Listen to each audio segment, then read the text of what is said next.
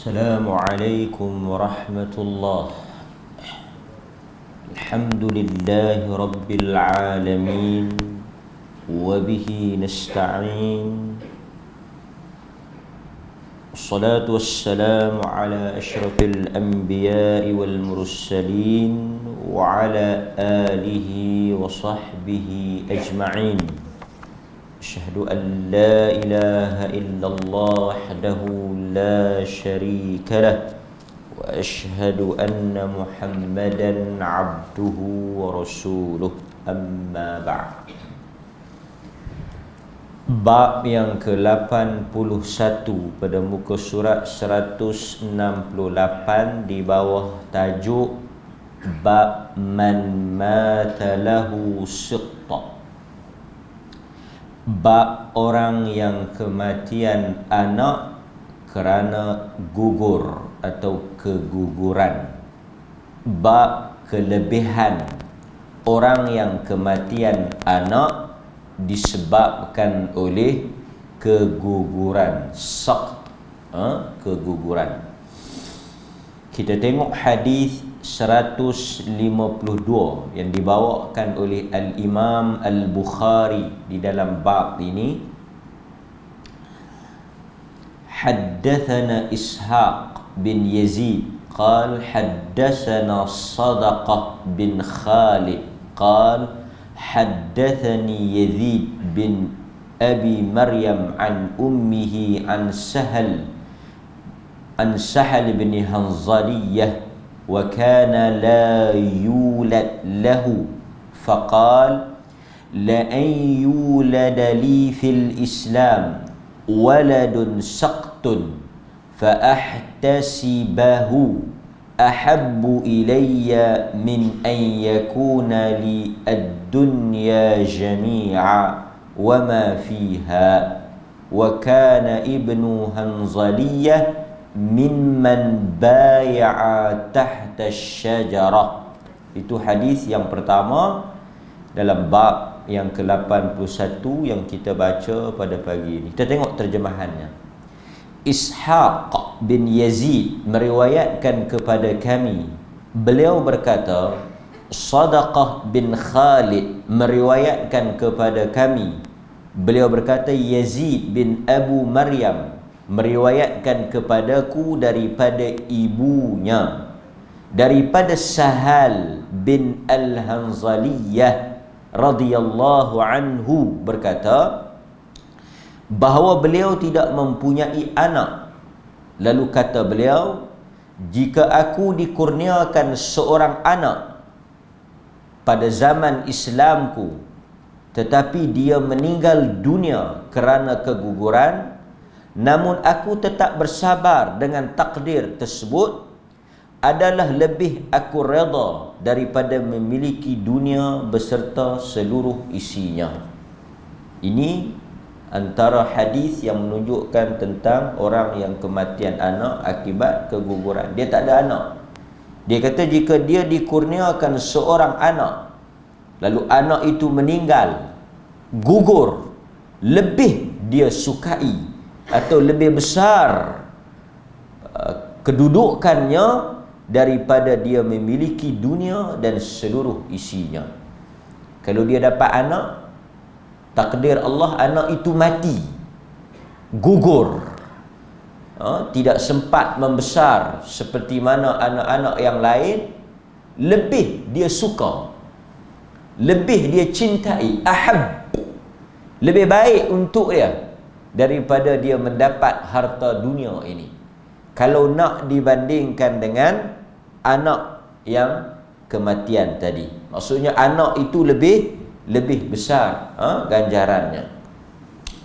Kemudian kita tengok hadis yang kedua daripada Abdullah bin Mas'ud radhiyallahu an, bahawa beliau berkata, Rasulullah sallallahu alaihi wasallam bersabda, Nabi kata, ayyukum mal warithihi ahabbu min malihi? Qalu ya Rasulullah ma minna ahadin illa maluhu ahab ilaih min mali warithihi. Faqala Rasulullah sallallahu alaihi wasallam, i'lamu annahu laysa minkum ahadun illa malu warithihi ahabbu ilaihi min malih, maluka ma qaddamta wa malu warithika ma akharta. Rasulullah sallallahu alaihi wasallam bersabda, Nabi tanya kepada para sahabat, siapakah di antara kamu yang menyukai harta pewarisnya melebihi harta dirinya sendiri? Lalu mereka menjawab, sahabat berkata, wahai Rasulullah, tidak ada seorang pun dalam kalangan kami yang lebih menyukai harta pewarisnya melebihi hartanya sendiri. Lalu Rasulullah bersabda, ketahuilah bahawa tidak ada seorang pun daripada kamu melainkan harta pewarisnya yang lebih disukai melebihi hartanya sendiri. Harta kamu adalah apa yang kamu sudah gunakan, manakala harta pewaris kamu adalah apa yang kamu simpan. Tuan-tuan, Nabi tanya antara harta milik kita dengan harta yang akan kita wariskan, antara dua jenis harta itu, apakah harta yang paling disukai oleh manusia? Maka kata sahabat, tentulah harta yang kita miliki daripada harta yang kita wariskan, yang bukan milik kita. Kemudian kata Nabi, harta kamu apa yang kamu gunakan, harta waris apa yang kamu simpan dan tinggalkan, itu lebih baik untuk kamu. Kemudian kita tengok pula hadis ataupun riwayat yang berikutnya 154 sebelum kita huraikan. Daripada Ibnu Mas'ud radhiyallahu an, Rasulullah sallallahu alaihi wasallam bersabda, "Ma ta'uddu fikum ar-raqub?" Qalu ar-raqub alladhi la yulad lahu. Qala walakin ar-raqub alladhi lam yuqaddim min waladihi syai'.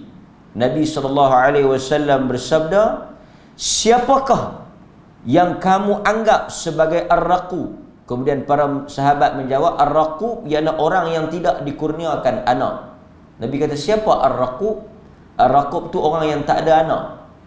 Kata Rasulullah SAW, tidak.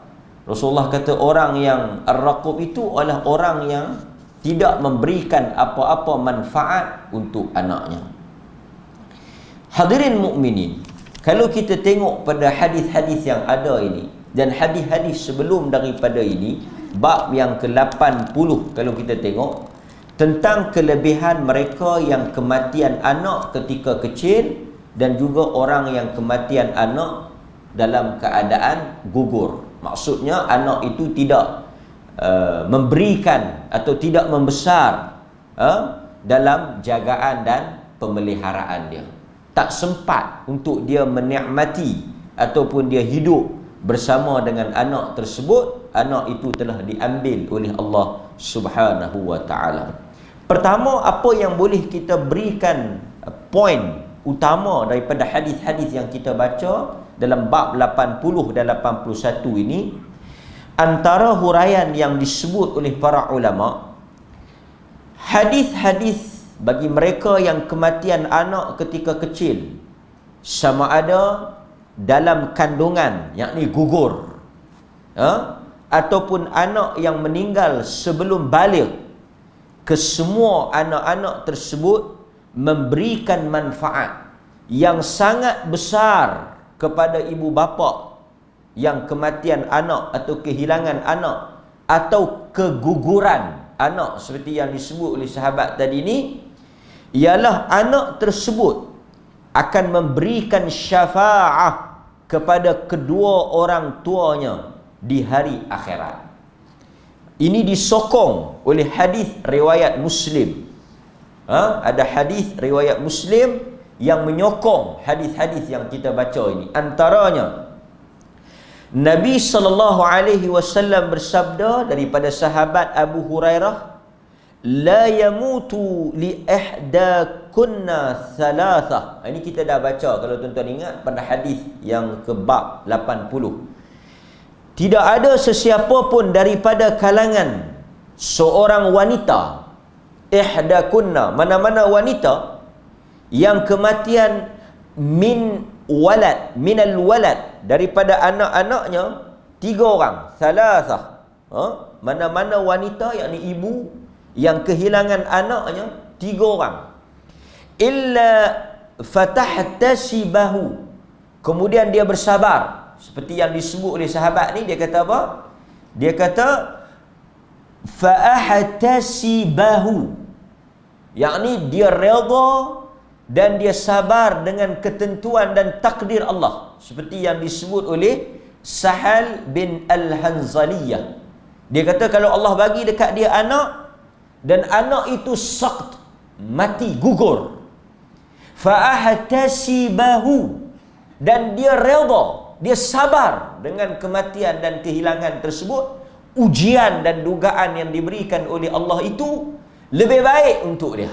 Sebab apa lebih baik? Kerana anak itu ada manfaat, ujian itu ada balasan dia, ganjaran dia. Seperti mana dalam hadis ni, illa dakhalatil jannah, melainkan ia akan menjadi sebab untuk dia masuk ke dalam syurga. Lepas itu dia kata kalau dia diberikan harta dunia itu tidak memberikan apa-apa jaminan. Harta dunia itu tidak memberikan apa-apa balasan ataupun ganjaran.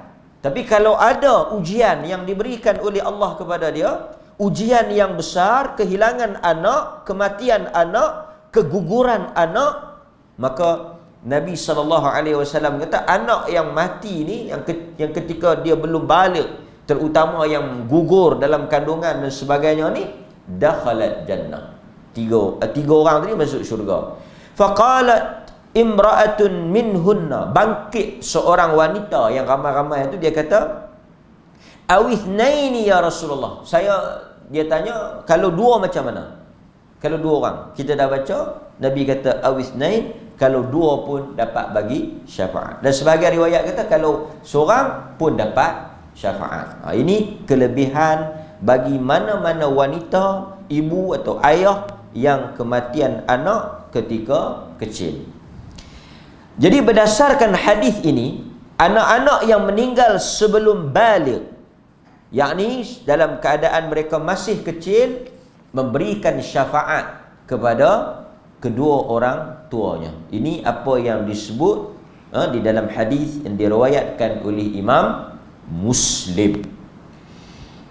Baik, kalau kita tengok pula pada satu lagi hadis yang juga sokong apa yang kita baca pada pagi ini, daripada Habibah radhiyallahu anha. Kita tengok hadis ini diriwayatkan oleh Al-Imam At-Tabarani. Diriwayatkan oleh Al-Imam At-Tabarani. Kita tengok apa yang disebut oleh Nabi sallallahu alaihi wasallam.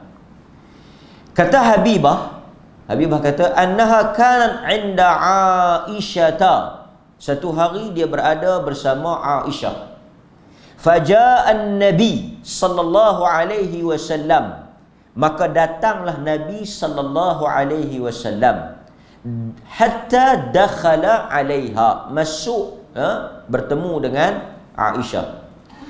Kemudian Nabi sallallahu alaihi wasallam bersabda, Nabi kata ma min muslimain yamutu lahuma thalathatun minal walad lam yablughul hinth. Mana-mana 2 orang muslim, ibu dan bapa, mak dengan ayah, 2 orang ibu bapa ni muslimain, 2 orang Islam, ibu dan ayah, yamutu lahuma thalathatu minal walad, kematian 3 orang anak, yang mana anak-anak yang meninggal itu belum baligh. Kadang-kadang kita tengok ada yang mati lemas, mati terbakar, mati kemalangan, kan? Yang mana anak-anak itu meninggal, ibu bapaknya selamat, ada anak yang lemas, ada anak yang jatuh bangunan, terbakar, kemalangan, ada juga yang keguguran. Maksudnya anak itu mati, mak ayah itu selamat. Melainkan kata Nabi, illa ji'a bihim yawmal qiyamah hatta yuqafu ala babil jannah. Anak-anak tadi ni akan berada babil jannah, babul jannah, di pintu syurga. Fayuqalu lahum, dan dikatakan kepada anak-anak tersebut, udkhulul jannah, pergi masuk ke dalam syurga. Kata kepada anak-anak yang mati tadi ni, anak-anak syurga tadi ni, pergi masuk. Kalau kita baca dalam hadis minggu lepas, mereka berada bersama dengan Nabi Allah Ibrahim alaihissalam. Di mana? Di taman syurga. Itu apa yang dilihat oleh Nabi di dalam mimpi baginda. Baginda dibawa oleh dua orang malaikat melihat beberapa peristiwa. Salah satu pemandangan yang dilihat oleh Nabi, ramai anak-anak kecil bermain dalam satu taman. Di tengah-tengah taman itu seorang lelaki yang sangat tinggi. Ditanya kepada malaikat, siapa budak-budak itu? Dan lelaki yang menjaga mereka yang berada di tengah-tengah taman itu, kata malaikat yang bawa Nabi itu ialah anak-anak yang meninggal sebelum baligh. Yang meninggal di atas fitrah. Manakala lelaki yang berada di tengah-tengah mereka itu ialah Nabi Allah Ibrahim alaihissalam. Jadi mereka ini anak syurga. Jadi anak-anak ini boleh memberi syafaat kepada ibu dan ayahnya. Lalu apabila dikatakan kepada mereka, masuklah kamu ke dalam syurga, fayaqulun, maka mereka berkata, anak-anak ini berkata, hatta yadkhula abauna, kami tidak akan masuk melainkan bersama-sama dengan abauna, bapa-bapa kami. Maknanya kami akan masuk, tapi nak tunggu mak ayah kami juga masuk. Jadi mereka minta kepada Allah untuk masuk bersama dengan ibu bapa mereka. Hatta yadkhula abauna, bapa-bapa kami. Fayuqalu lahum, dikatakan kepada mereka, udkhulu antum wa abaukum al-jannah. Lalu mereka, bila mereka minta, mohon kepada Allah untuk masuk bersama dengan ibu bapa mereka, maka dikatakan kepada mereka, masuklah kamu bersama dengan ibu bapa kamu ke dalam syurga. Ini yang dikatakan syafaat, pertolongan pada hari akhirat. Jadi ada satu benda yang kita boleh ambil daripada hadis ni. Apabila mereka disuruh masuk, mereka tak masuk, melainkan masuk bersama ibu bapa mereka. Menunjukkan bahawa ibu bapa mereka ini tidak layak untuk masuk syurga, kerana tak berada bersama-sama dengan mereka. Jadi tidak termasuk daripada kalangan orang yang layak masuk syurga. Sama ada masuk awal ke ataupun tak masuk kerana kekurangan amal dan sebagainya, tapi ceritanya tak masuk. Tetapi Allah Subhanahu wa ta'ala memberi izin kepada anak-anak ini untuk menarik, mengambil, mengajak ibu ayah tadi ni masuk bersama-sama dengan mereka. Jadi sebab itu tuan-tuan, apabila kita baca syafaat Nabi ataupun syafaat orang-orang yang bagi syafaat ni, nombor satu, syafaat boleh mengangkat kedudukan seseorang yang dah masuk syurga. Nombor satu, kalau tuan-tuan tengok, orang tu dah masuk dalam syurga. Apa guna syafaat? Angkat dia berada dengan kedudukan yang lebih tinggi. Umpamanya, dia masuk dalam syurga, tapi berada pada syurga yang paling bawah. Pasal itu tuan-tuan pernah dengar nama syurga Adnan. Syurga Aden. Aden ni maksud apa? Jannatu tajri, kan? Mengalir di bawahnya sungai, Jannatu Adn. Adn ni syurga yang bawah. Kita ada syurga yang paling tinggi, syurga Firdaus. Dalam hadis riwayat Imam Muslim, Nabi SAW sebut, wa idza sa'altumullaha fas'alil firdausi a'la. Apabila kamu berdoa kepada Allah, Nabi suruh ni, apabila kamu berdoa kepada Allah, di dalam doa tersebut mintalah al-firdaus a'la, yang paling tinggi. Jadi bila ada syurga yang paling tinggi, ada syurga yang paling bawah, syurga Adn. Syurga yang paling bawah ni Adn, syurga yang paling bawah. Jadi salah satu manfaat syafaat ni, dia angkat kita ni duduk sekali dengan keluarga kita, kan? Tuan-tuan duduk naik kapal terbang ke, naik apa ke, ada kelas, ada business class, ada first class, ada kelas ekonomi, kan? Tiba-tiba tengok ada orang kenal, kan? Kenal pilot ke, pilot tu anak tuan-tuan ke apa ke, daripada kelas ekonomi dia ejah pergi naik kelas business class, kan? Tuan-tuan tu tak layak duduk business class, mungkin bayar tiket ni, kan? Tapi ada syafaat, dia kata mari duduk, kan? Mari duduk business class. Dia bagi kuota dia, ataupun dia tolong kita pun duduklah business class, bukan kerana kelayakan kita, bukan kerana kemampuan kita, tapi kerana pertolongan dia. Itu nama syafaat lah, kan? Dia ejah bagi kita duduk. Besar tak sangka dah, kan? Apatah lagi jika syurga Allah Subhanahu wa ta'ala. Baik, ini apa yang disebut oleh hadis yang kita baca sebentar tadi, tentang syafaat anak kecil. Baik, hadirin mukminin, sebab itu syafaat ini terbahagi kepada dua. Ini kita sebut sikit lah, pasal dia boleh tolong mak ayah dia, kan? Okey. Yang pertama, syafaat khas. Syafaat khas. Syafaat khas hanya diberikan kepada Nabi sallallahu alaihi wasallam. Bila? Tuan-tuan, bila syafaat ni? Syafaat ni orang lain tak ada, Nabi ada. Tuan-tuan ingat tak lagi?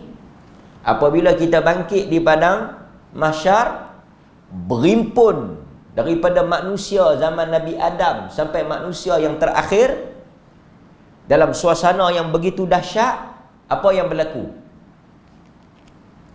Pergi jumpa Nabi Adam, tolak.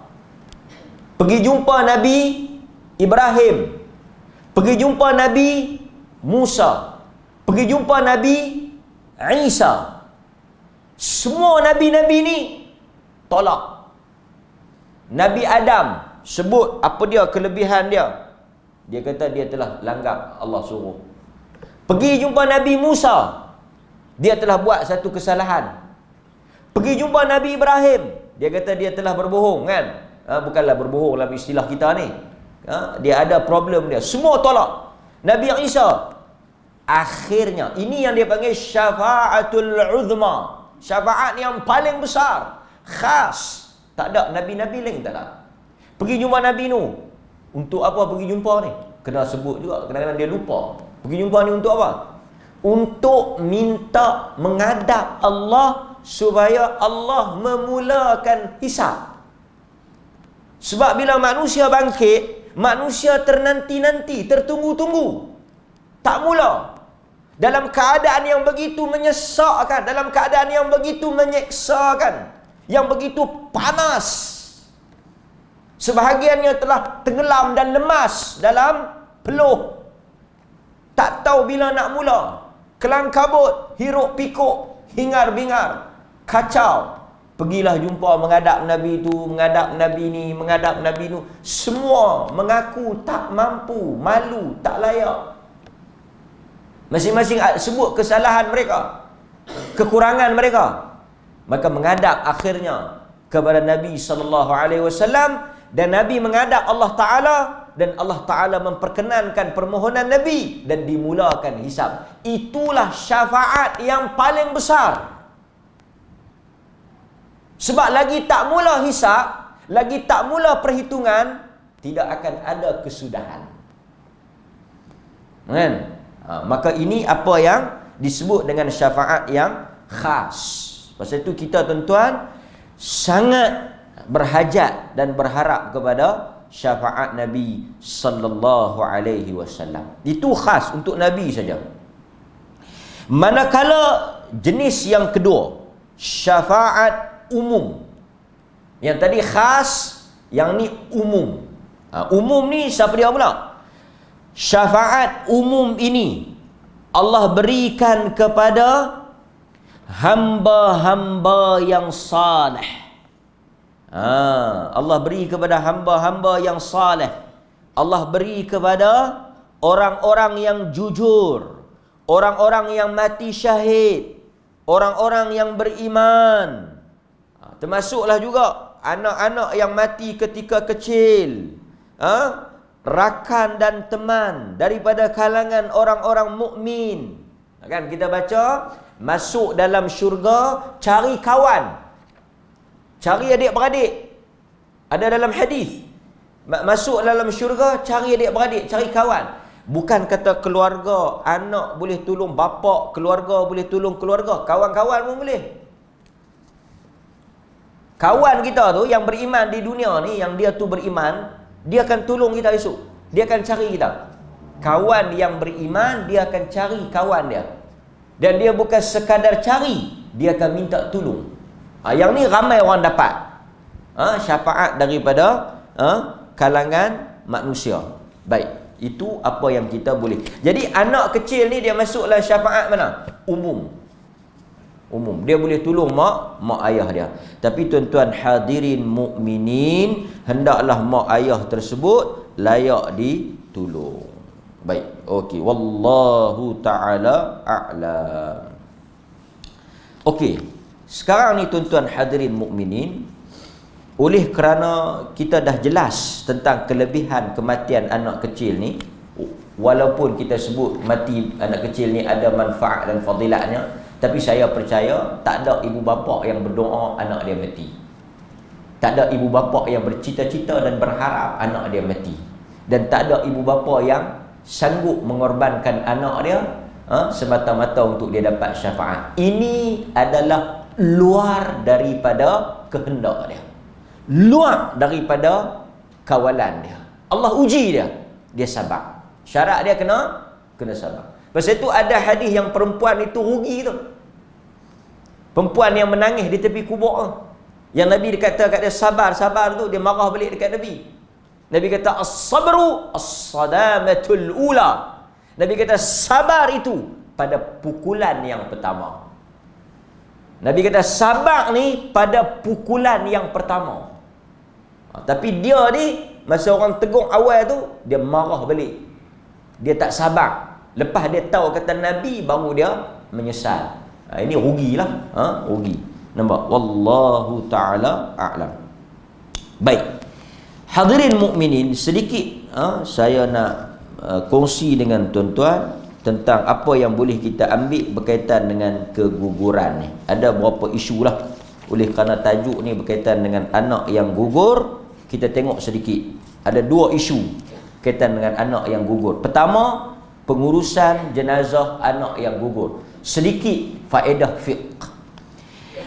Janin yang gugur dalam keadaan tidak mengeluarkan suara. Janin. Kenapa kita panggil janin? Janin ni perkataan Arab yang dimelayukan. Janin ni merujuk kepada sesuatu yang tak boleh dilihat. Okey, selalu kita bahasa Arab, perkataan jim nun,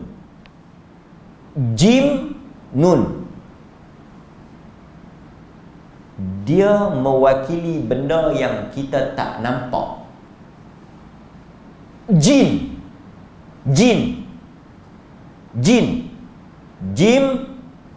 nun, kan? Jin nun. Jin nampak? Siapa nampak jin? Kalau tanya jin, tak nampak. Kalau tanya hantu, nampak. Jin nampak? Jin mata toncet.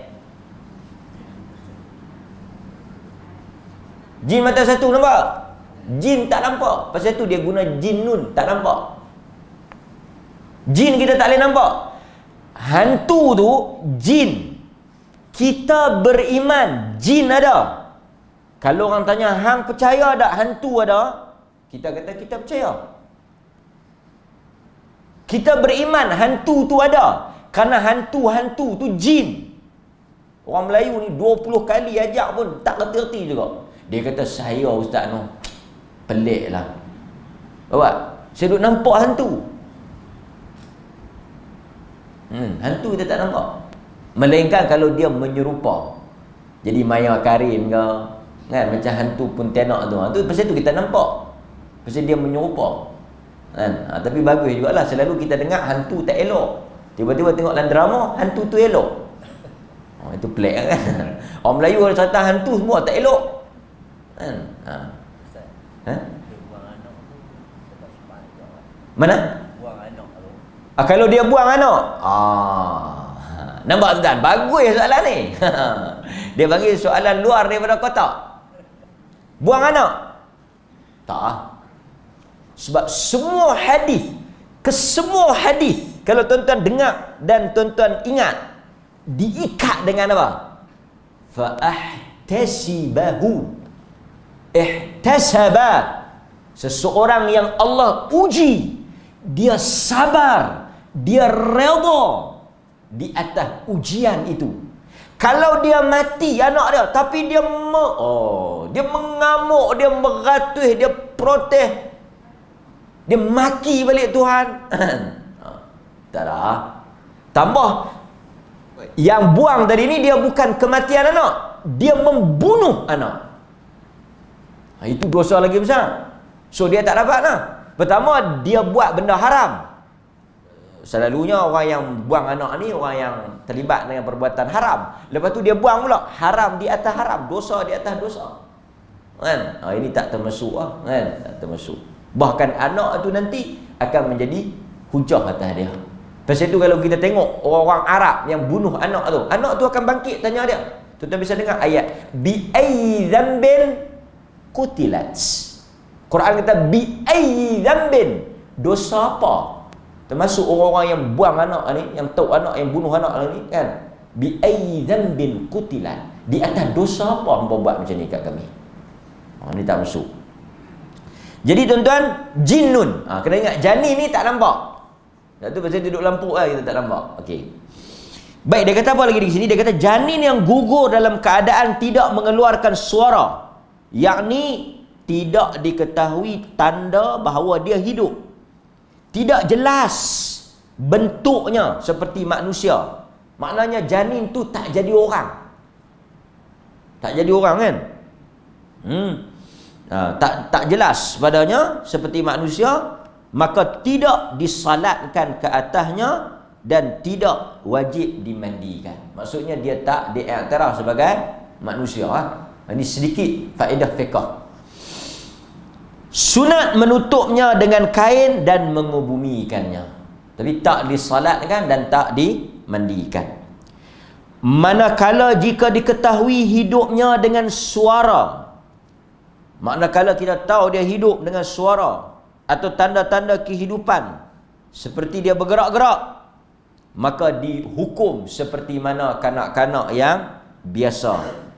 Jika dia ada tanda dia hidup, dimandikan, dikafankan dan disalatkan dan dikebumikan. Makna kalau dia ada tanda-tanda yang hidup, diuruskan seperti manusia biasa. Baik.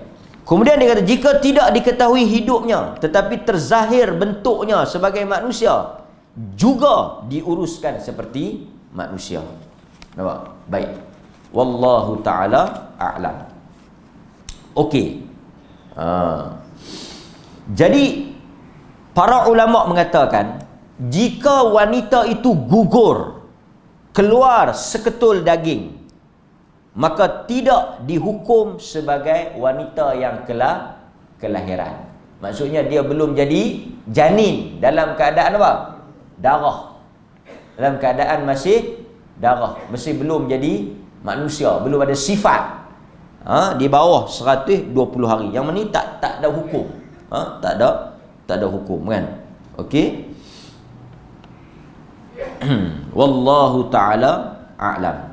Jika dia lahir dalam keadaan masih hidup kan, mengeluarkan suara, bergerak, ada sifat sebagai manusia, diuruskan seperti bayi yang biasa walaupun janin kan, walaupun janin. Okey. Satu lagi isu yang boleh kita kaitkan juga dengan keguguran janin ni, apa dia? Aqiqah. Aqiqah. Aqiqah. Kesimpulan yang kita boleh buat secara ringkas daripada pandangan-pandangan para ulama, jika janin yang gugur itu telah cukup tempoh 4 bulan atau lebih, janin tu mati, gugur, tapi umur dia 4 bulan atau lebih, maka sunat diakikahkan ke atasnya. Jika janin itu gugur sebelum cukup tempoh 4 bulan, tidak disunatkan untuk melakukan akikah ke atasnya kerana ia tidak dianggap hidup. Nampak? Ini apa yang disebut di dalam hadis-hadis Nabi SAW, dan kita buat kesimpulan. Maksudnya kalau nak buat akikah ni, tengok pada usia kandungan. Kerana 4 bulan ni sudah ditiup roh. Bawah pada 4 bulan tu belum ditiupkan roh. Jadi ambil daripada hadis itulah kan. Wallahu ta'ala a'lam. Manakala yang diuruskan tadi ni pun kita tengok pada sama ada dia hidup ataupun tidak hidup kan. Okey. Juga satu lagi, dah kita sebut janin ni dekat dengan nak korban ni, akan timbul satu problem. Bila kita sembelih lembu, kadang-kadang ada anak kan, ada anak dalam perut lembu kan. Apakah boleh kita makan janin lembu tu? Tapi janin lembu tu bukan lagu janin kita ni, memang jadi lembu pula kan. Pasal tu anak lembu, anak-anak binatang ni dia bukan lagu anak orang. Anak lembu beranak-beranak terus mangkit berjalan, besar terus. Kalau anak orang lembu tu senang kan. Dalam hadis Nabi kata apa? Zakatul sembelihan ibu, zakatul janin, dia juga menjadi sembelihan kepada janin. Jadi bila tuan-tuan sembelih ibu dia, tuan-tuan lapah-lapah ada janin lembu, ada anak lembu, halal untuk dimakan. Walaupun dia mati dalam perut. Walaupun kalau mati, kalau ikutnya dia mati bangkai lah, pasal tak di sembelih. Tapi hadis tu kata kalau kita sembelih mak dia, kita boleh makan anak dia. Ingkih kalau jadi macam itulah haiwan yang bunting. Sebab haiwan ni dia tak ada buku merah, jadi kita tak tahu dia mengandung ke tak. Dia minta maaf, jangan sembelih, aku tengah mengandung. Jadi saya nak abang kat tuan-tuan, kesimpulan, habis dah tajuk ni, kesimpulannya apa? Ini bukan benda main-main. Bukan benda main-main. Kehilangan, kematian orang yang kita cinta, kita sayang ni, sehingga dalam hadis, apabila satu orang tu mati anak, malaikat naik kepada Allah Ta'ala. Allah Ta'ala tanya, apa berlaku pada hamba aku? Aku telah ambil orang yang dia sayang. Aku telah ambil orang dia sayang. Allah tahu, wa huwa a'lam, dia maha mengetahui, tapi dia tanya. Allah Ta'ala tanya tau, ketika engkau mengambil orang yang disayangi oleh hamba-Ku, apa respon, tindak balas dia? Allah Ta'ala tanya. Masa hang ambil anak dia tu, masa hang ambil orang yang dia sayang tu, apa keadaan dia? Dia sabar dan redha. Allah kata bagi dia syurga. Allah kata bagi dia syurga. Di atas dia sabar dan redha. Kan? Tapi kita selalu doa tuan-tuan, kita tak maulah Allahumma inni a'udzubika minal ham wal hazan. Kita tak mau langsung perasaan ujian, duka cita, sedih, benda-benda yang tak sonok, benda-benda yang memberatkan diri kita ni, kita tak mau. Pasal itu kita doa, Allahumma inni a'udzubika min jahdil bala wa darqis syaqaq. Kita tak mau ujian yang berat, dugaan yang berat, kita tak mau. Kita minta berlindung. Tapi bila Allah bagi, Allah tahu kita mampu. Allah tahu kita mampu. Mudah-mudahan Allah Ta'ala rahmati majlis ni, Allah Ta'ala berkati majlis ni, Allah memberikan manfaat kepada kita, dan Allah Ta'ala menguji sesuai dengan ujian dan juga kemampuan iman kita. Wallahu Ta'ala a'lam. Sallallahu ala nabiyina Muhammad wa ala alihi wa sahbihi wasallam. Walhamdulillahi rabbil alamin.